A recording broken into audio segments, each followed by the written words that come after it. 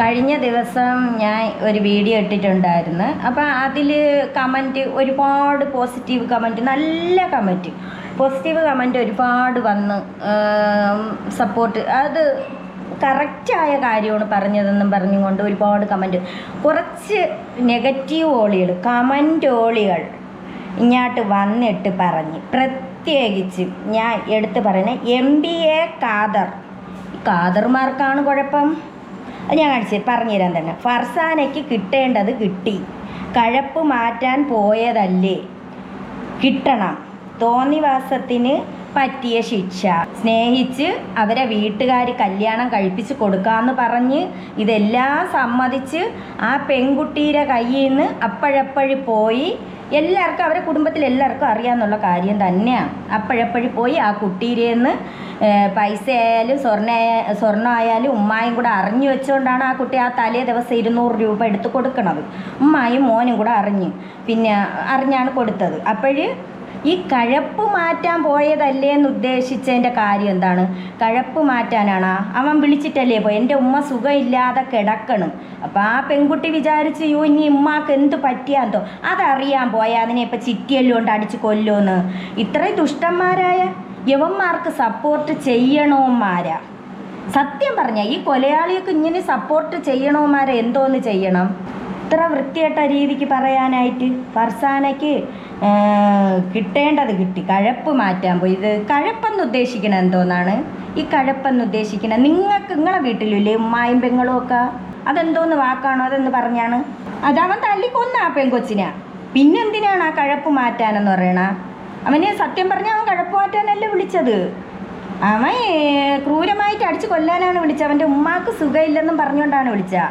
അപ്പോൾ അവൻ അനുഭവിക്കുകയല്ലേ വേണ്ടേ? ഈ അഫാനെ പോലെയുള്ള ഇത്രയും ക്രിമിനലായ ഒരു പയ്യൻ ഇത്ര എണ്ണത്തിനെ കൊന്നു. ഇപ്പം ഇവൻ്റെ ഉമ്മായ മാത്രമാണെങ്കിൽ ശരിയാണ്, ഇവിടെ ആർക്കും ഒരിതുമില്ല. അവർ അത് ഒന്നി പഠിപ്പിച്ചതിൻ്റെ അല്ലെങ്കിൽ വളർത്തു ദോഷമാണെന്നാ വിചാരിക്കുക. ഇപ്പം എനിക്ക് തന്നെ 2 മക്കളുണ്ട്, ഒരു മോളും ഉണ്ട് ഒരു മോനും ഉണ്ട്. എൻ്റെ മോനിപ്പം ഒരു പക്ഷേ വഴി തെറ്റി എന്നിരിക്കട്ടെ, വഴി തെറ്റിയെന്ന് പറഞ്ഞാൽ വേറൊരു രീതിക്ക്. ഇപ്പം അവൻ്റെ ആ ക്രിമിനൽ മൈൻഡുള്ള ഒരു മകനായിട്ടാണ് എൻ്റെ മകൻ ആയിരുന്നെങ്കിൽ എൻ്റെ മകൻ എന്നെ അടിച്ചാൽ ചിലപ്പോൾ ഞാൻ കുറച്ചൊക്കെ ക്ഷമിക്കും. എന്നെ കൊല്ലാൻ വന്നാൽ ഞാൻ ക്ഷമിക്കും. പക്ഷേ എന്നെ കൊല്ലാൻ വന്നിട്ട് എൻ്റെ കുടുംബത്തിലാ, അല്ലെങ്കിൽ ഒരു പക്ഷേ എൻ്റെ മോനൊരു പെണ്ണെ സ്നേഹിച്ചെന്നിരിക്കട്ടെ, ആ കുട്ടിയെ വിളിച്ച് ഇതുപോലെ ചെയ്യുകയാണെങ്കിൽ ഞാൻ എന്ത് ചെയ്യുമെന്നറിയാം? ഞാനൊരു ഉപേക്ഷയും വിചാരിക്കൂല. ഞാൻ അപ്പോഴേ പിടിച്ചും കൊണ്ട് എന്തര വരട്ടെന്നും പറഞ്ഞ് ഞാൻ പിടിച്ച്, നീ പോടാ എനിക്ക് നിന്നെ വേണ്ടെന്നും പറഞ്ഞ് ഞാൻ പോലീസിനെ വിളിച്ച് അപ്പോഴേ അറിയിച്ച് ഞാൻ കൊണ്ടുപോകും. ഞാൻ സത്യം പറഞ്ഞാൽ അവനെ അറസ്റ്റ് ചെയ്തുകൊണ്ട് പോകാൻ തന്നെ പറയും. എന്നിട്ട് ജീവിതകാലം മുഴുവൻ നീ അവിടെ കിടന്ന് എണ്ണടാന്ന് പറയും. വേണമെങ്കിൽ സാറേ അവനെ തൂക്കിലേറ്റാനും പറയും. ഞാൻ പറയും, അങ്ങനെ തന്നെ ഞാൻ പറയും.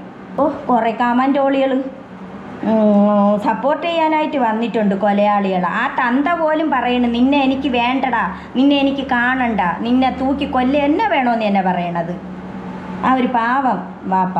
പിന്നെ വേറൊരു കമൻ്റ് ഉണ്ടായിരുന്നല്ലോ എന്തോ, അപ്പം കുറേ എണ്ണം അതിനായിട്ട് ഇറങ്ങി തിരിച്ച കുറേ എണ്ണം ഉണ്ട്. പ്രതികളെ ഉടനെ പിടിച്ച് ഉടനെ തൂക്കിലേറ്റാൽ ഇതുപോലെയുള്ള ക്രൂരകൃത്യങ്ങൾ കൂടുകയുള്ളൂ.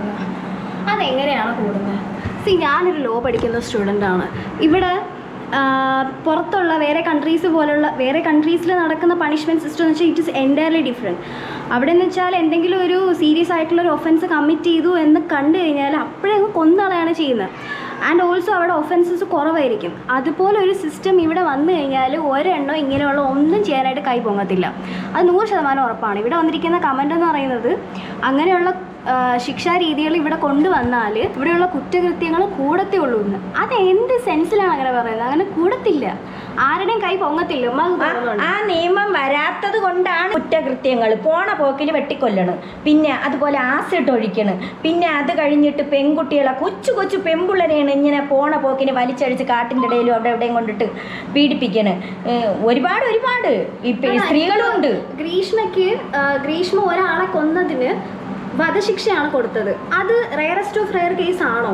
ഇവിടെ കേരളത്തിലുള്ള ഒരുപാട് പേരും പറഞ്ഞത് അവളെ തൂക്കിക്കൊല്ലണം. ഗ്രീഷ്മയ്ക്ക് ശരിക്കും തൂക്കിക്കൊല്ലാവുന്ന ശിക്ഷ ഉണ്ടായിരുന്നോ? ശരിക്കും ഇവൻ 5 പേരെ തലക്കടിച്ചു കൊന്നു. അതിനാണെങ്കിൽ ഇവന് കിട്ടേണ്ടത് വധശിക്ഷയല്ലേ? ഏറ്റവും അടുപ്പമുള്ള മീൻസ് ഏറ്റവും ക്ലോസ് ആയിട്ടുള്ള ഉമ്മായെ, അനിയനെ, സ്വന്തം ലവറിനെ ഒക്കെ ഇവൻ കൊന്നിട്ട് ഇവന് വധശിക്ഷ കൊടുക്കും. വലിയമ്മായ എന്നിട്ട് പോരെങ്കിൽ കുടുംബത്തിൽ ഇനി ഉണ്ടായിരുന്നെന്ന് കുറെ എണ്ണത്തിനെ കൂടെ കൊല്ലണം. എന്തുകൊണ്ടും ഇവന് വധശിക്ഷ കിട്ടേണ്ട ആള് തന്നെയാണ്.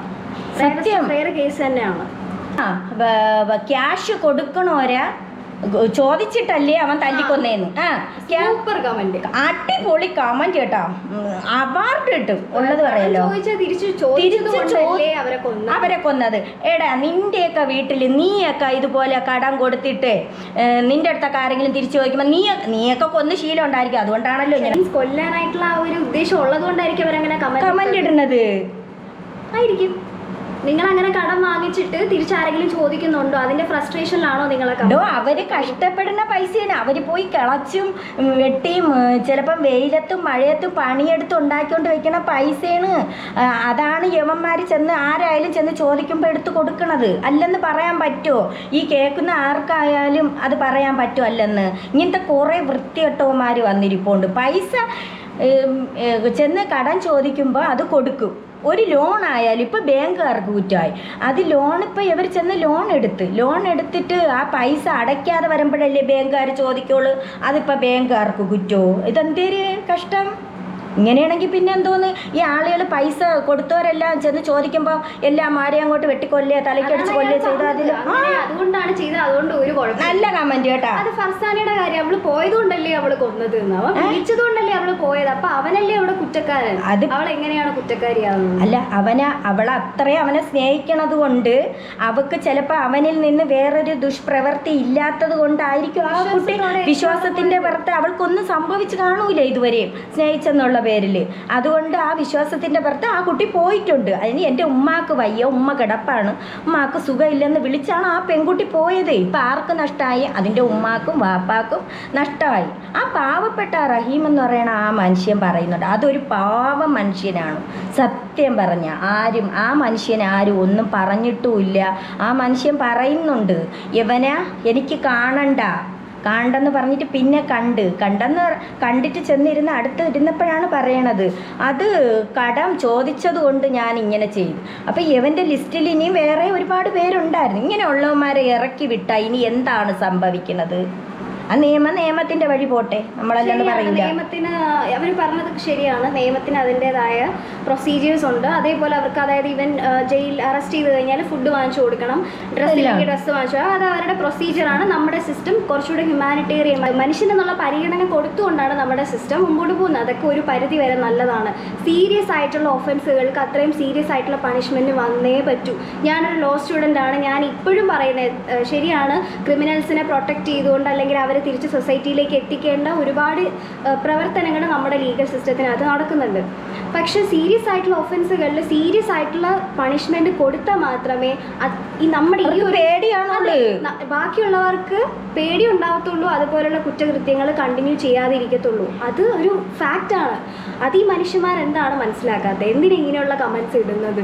ബാക്കിയുള്ളവർക്കൊരു ഇൻസ്പിറേഷൻ കൊടുക്കുകയാണോ? ഓക്കെ, ഇത് ചെയ്തു കഴിഞ്ഞാൽ ഹാങ് ചെയ്യത്തില്ല, തൂക്കി കൊല്ലത്തില്ല എന്നുള്ളൊരു ഇൻസ്പിറേഷൻ. കമന്റ് ഇത്രയും ഞാൻ പറയട്ടെ, ഒരുപാട് വ്യൂസ് ഇങ്ങനെ കയറിക്കൊണ്ടിരിക്കുന്ന ഒരു ചാനലിൽ കയറി കമന്റ് ഇടുന്നത്. അപ്പോഴും ആ കമന്റ് ബാക്കിയുള്ളവർ തന്നെ വിചാരിക്കൂലേ, അപ്പൊ ഇതൊരു പ്രശ്നമില്ല, നമുക്ക് നാളെ തൊട്ട് അങ്ങോട്ട് ഇറങ്ങാം, കത്തിയെട് അപ്പോഴേ കൊട്ടുകൂടിയുണ്ട്. ഇതൊക്കെ പറയുമ്പോൾ നിങ്ങളൊക്കെ പറയും ഇതൊക്കെ ആക്ഷൻ, ഇതൊന്നും ശരിയായ കാര്യമല്ല കേട്ടോ. ഒരുപാട് പേര് ചോദിക്കും, നിങ്ങളുടെ വീട്ടിൽ അങ്ങനെയാണ് സംഭവിച്ചിരിക്കുന്നത്. അങ്ങനെ സംഭവിക്കാൻ ഇട വരുത്തരുത്. അങ്ങനെ വന്നാൽ തന്നെ ഞാൻ തന്നെ അങ്ങനെ ചെയ്തു കഴിഞ്ഞാൽ എന്നെ കൊല്ലണം, അല്ലെങ്കിൽ പോലീസ്. അല്ല, ഞാൻ പോലീസിൽ പിടിച്ചോണ്ടെന്ന് ഏൽപ്പിക്കും, അത്രേ ഉള്ളൂ, അതിലപ്പുറമൊന്നുമില്ല.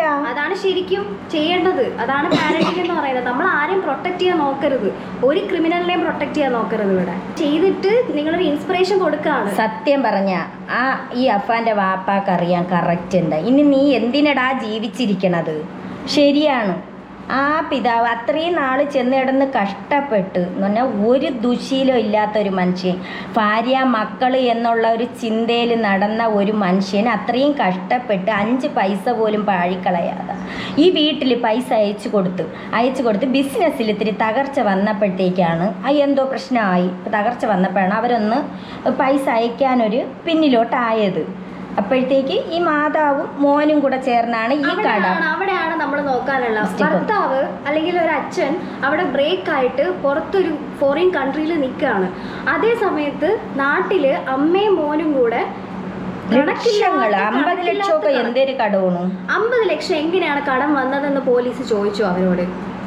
അല്ലെങ്കിൽ അതിൻ്റെ ആ ഒരു കണക്കുണ്ടല്ലോ, എന്തിനൊക്കെയാണ് ഇത്രയും പൈസ. 50 ലക്ഷം, അതും 50 രൂപയല്ല, 50 ലക്ഷമാണ്. ഈ 50 ലക്ഷം രൂപ ഇത്രയും നാളുകൊണ്ട് എങ്ങനെയാണ് കടം വരുന്നത്, എന്ത് ആവശ്യമാണെന്ന് തിരക്കിയോ ആരെങ്കിലും? ഇപ്പം അവിടെ നടക്കാൻ പോകുന്നത് ഈ അഫാൻ്റെ ഇത്രയും തെളിവുകൾ എടുത്ത്, ഈ ക്രിമിനലിൻ്റെ ഇത്രയും തെളിവുകൾ എടുത്ത് ഒരു കൂസലും ഇല്ലാതെ അവൻ പറഞ്ഞു കഴിഞ്ഞു. ഇനി ഇത് അവൻ കോടതിയിൽ ചെല്ലുമ്പോൾ മാറ്റൂലെന്ന് എന്തേലും ഉറപ്പ്? ഉമ്മയെ ഒന്ന് നേരി കാണുമ്പോ ഉമ്മ ഇനി പറയാണേ എന്നെ ഒന്നും ചെയ്തിട്ടില്ല. കോടതിയിൽ പറയണ് മോനെ കാണുമ്പോ ഒന്ന് അലിഞ്ഞു പോണെങ്കിൽ അത് ഉറപ്പായിട്ടും കാണും. കോടതിയിൽ ചെല്ലുമ്പോൾ പറയണ് എന്നെ ഒന്നും ചെയ്തിട്ടില്ല. അപ്പൊ ഈ പോലീസുകാരായി പൊട്ടന്മാരാവും. ബാക്കിയുള്ള നമ്മൾ പൊട്ടം. അങ്ങനെ ആവാതിരിക്കട്ടെ. ഉള്ള സത്യം പോലെ പറയാൻ നമുക്ക് എല്ലാവർക്കും പ്രാർത്ഥിക്കാം. നമ്മൾ എന്തുകൊണ്ടാണ് ഇങ്ങനെ റിയാക്ട് ചെയ്യുന്നതെന്ന് വെച്ച് കഴിഞ്ഞാൽ, ക്രിമിനൽ എന്ന് പറഞ്ഞാൽ സ്റ്റേറ്റിന് കുറ്റം ചെയ്താൽ സൊസൈറ്റിയിൽ ദോഷം വരുന്ന ആൾക്കാരാണ് ക്രിമിനൽസ് എന്ന് പറയുന്നത്. സൊസൈറ്റി ആസ് എ ഹോൾ എല്ലാവരും അഫക്റ്റ് ചെയ്യുന്ന ഒരു രീതിയാണ്. ഇങ്ങനെയുള്ള ക്രിമിനൽ നാട്ടിൽ ഇങ്ങനെ ഇറങ്ങി നടന്നു കഴിഞ്ഞാൽ ആ ദോഷം ചെയ്യുന്ന നമ്മളെ പോലെയുള്ള ആൾക്കാർക്കാണ്. അതുകൊണ്ട് നമ്മൾ റിയാക്ട് ചെയ്യും. അങ്ങനെ ഒരു ഒഫൻസ് ഇല്ലെങ്കിൽ നമുക്ക് ഇതിന്റെ ഒന്നും ആവശ്യമില്ല, അത് അഫക്ട് ചെയ്യരുത് എന്നുള്ള ഉദ്ദേശത്തോടെയാണ് നമ്മൾ റിയാക്ട് ചെയ്യുന്നത്. ഇനി ഒരിക്കലും ഇങ്ങനെ നടക്കരുത്. ഇനി ഈ കമന്റ് ഇടുന്നവരെ നിങ്ങളെയൊക്കെ വീടുകളിലാണ് ഇങ്ങനെ സംഭവിച്ചുകൂടാന്നില്ല. നിങ്ങളെയാണ് സൂക്ഷിക്കേണ്ടത്. ക്രിമിനൽസിനെ സപ്പോർട്ട് ചെയ്യുന്ന നിങ്ങളെയാണ് ശരിക്കും സൂക്ഷിക്കാനുള്ളത്. അതാണ് ശരിക്കും സത്യം. അല്ല, അവരല്ലേ ഈ ക്രിമിനൽസിനെ ഒരുപാട് സപ്പോർട്ട് ചെയ്യുന്നത്, ചെയ്യാനായിട്ട് പ്രേരിപ്പിക്കുകയാണ്. നിങ്ങൾ ചെയ്ത് ഒട്ടും തെറ്റില്ല. ശരിയാണ്. ഗുഡ്.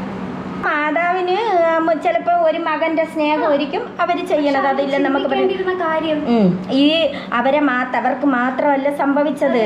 ഒരു അന്യ പെൺകുട്ടിക്ക്, ഒരു ചേട്ടന്, ആ റഹീം എന്ന് പറഞ്ഞ ആളുടെ ചേട്ടൻ്റെ വൈഫൊക്കെ എന്തോന്ന് ചെയ്ത് ആ പാവം 95 വയസ്സായ ആ കിളവി. അവർ ഇത്രയും മക്കളെ 12 മക്കളാണ്ട് അതിനെയൊക്കെ ഇത്രയും പെറ്റി പോറ്റി വളർത്തി വലുതാക്കി അവരൊക്കെ ഉള്ളത് കൊണ്ടല്ലേ നീയൊക്കെ ജനിച്ചത്. അഫാൻ എന്ന് പറഞ്ഞ സാധനമൊക്കെ ജനിച്ചത്. ആ കിളവിയെ പോലും കൊല്ലാതെ യവൻ വെറുതെ വിട്ടില്ലെന്ന് പറയുമ്പോൾ ഇത്രയും ക്രിമിനലായ യവനെ സപ്പോർട്ട് ചെയ്യണം. നിങ്ങളെയൊക്കെ സമ്മതിച്ചു തന്നിരിക്കണം. നിങ്ങൾക്കൊക്കെ അവാർഡ് കിട്ടും. ഉള്ളത് പറയാല്ല. ആരാണ് ഈ റഹീം? ഇനിയിപ്പോ എന്തൊരു ചെയ്യണത്? ഈ 24 വീട് വെച്ചു കൊടുക്കാന്ന് പറയുന്ന സമയത്ത് ആ കടം തീർത്തു കൊടുക്കാന്ന് പറഞ്ഞിരുന്നെങ്കിൽ എന്ത് ഹെൽപ്ഫുൾ ആയിരുന്നു. അത് ശരിയാണ്. ആ ഒരു പോർഷൻ തീർത്തു കൊടുക്കാന്ന് പറഞ്ഞിരുന്നെങ്കിൽ അവർക്ക് അത്ര ഹെൽപ്പ്. അതൊക്കെ തീർത്ത് ഗൾഫ് ജീവിതവും മതിയാക്കി അവിടെ പാവം എല്ലാവരും കൂടെ സഹായിച്ചാണ് കടമൊക്കെ തീർത്ത് വന്നത്. എന്നിട്ട് ഇപ്പം ഇവിടെ ഇത്രയും ലക്ഷക്കണക്കിന് കടമാണെന്ന് പറയണു. ഓരോരുത്തർക്കും ഓരോ ആവശ്യങ്ങളുണ്ടാവും. പൈസ വാങ്ങിച്ചാല് കൊടുക്കാൻ പറ്റൂലെങ്കിൽ വാങ്ങിക്കാൻ പോവരുത്. എടുത്തായാലും ജീവിക്കണം. അത്രേ ഉള്ളൂ. പിന്നെ മേടിച്ചിട്ട് തിരിച്ചു കൊടുക്കുകയില്ല. തിരിച്ചു കൊടുക്കാതെ ഇരിക്കുമ്പോൾ പറയും, തിരിച്ചു കൊടുക്കാത്തതിന് ചോദിക്കുമ്പോൾ എല്ലാ എണ്ണത്തിനെയും വെട്ടിക്കൊല്ലണ്, കൊട്ടുകൂടിക്കടിച്ച് കൊല്ലണ്. കൊട്ടുകൂടി അപ്പന് എനിക്കൊന്നും അറിയണ്ട. എല്ലാ അപ്പന്മാരും കൊള്ളാം. ഇതിപ്പോൾ പറയണം നമുക്കായി കുറ്റം. എനിക്ക് വേറെ ഒന്നും പറയാനില്ല. ഇനി അമ്മക്ക് വേറെയൊക്കെ വരുന്നത് പോലെയൊക്കെ കാണാം. ഇനി എന്താണ് സംഭവിക്കണേ?